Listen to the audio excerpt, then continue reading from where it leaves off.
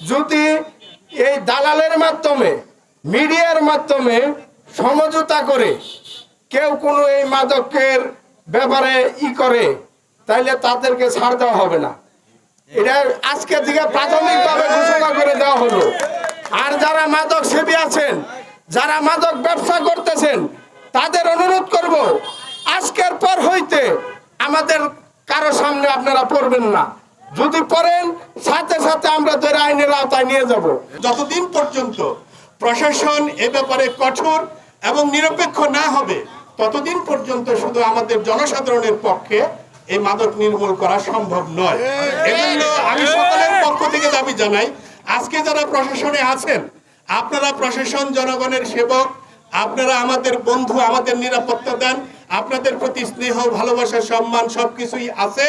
যেমন আমাদের ফরিদুল ইসলাম সাগর বলেছে, আজকের পর থেকে কালিয়াকৈর উপজেলার কোনো প্রশাসন, কোনো পুলিশ কর্মকর্তা, বিভিন্ন বিভাগের কর্মকর্তা কর্মচারীরা যদি মাদক গ্রহণ সেবন ব্যবসায়ীদের সহযোগিতা এবং পৃষ্ঠপোষকতা করে, তাহলে আমরা তাদের উদ্দেশ্যে বলতে চাই, জায়গায় আপনাদের সাথে ফয়সালা হয়ে যাবে।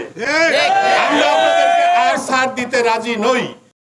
বাড়ির পাশে উত্তরে, দক্ষিণে, পূর্ব, পশ্চিমে আমি যদি চারটা বাড়ি আমি নিজে দায়িত্ব নেই, আমার বিশ্বাস এই মাদকাসক্তি আমাদের মধ্যপ্রায় থেকে উৎখাত হবে।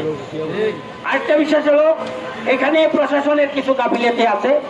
প্রশাসনের সাথে বললে ওনারা বলে যে আমাদের জনবল কম, আমরা আসলে কিভাবে পারি। তো আমার একটা বিশ্বাস, প্রশাসন যদি এলাকার লোকজনের সাথে একত্রতা ঘোষণা করে, আমার মনে হয় 24 ঘন্টার ভিতরে এই মাদকাসক্তি মধ্যপ্রায় থেকে নির্মূল হয়ে যাবে।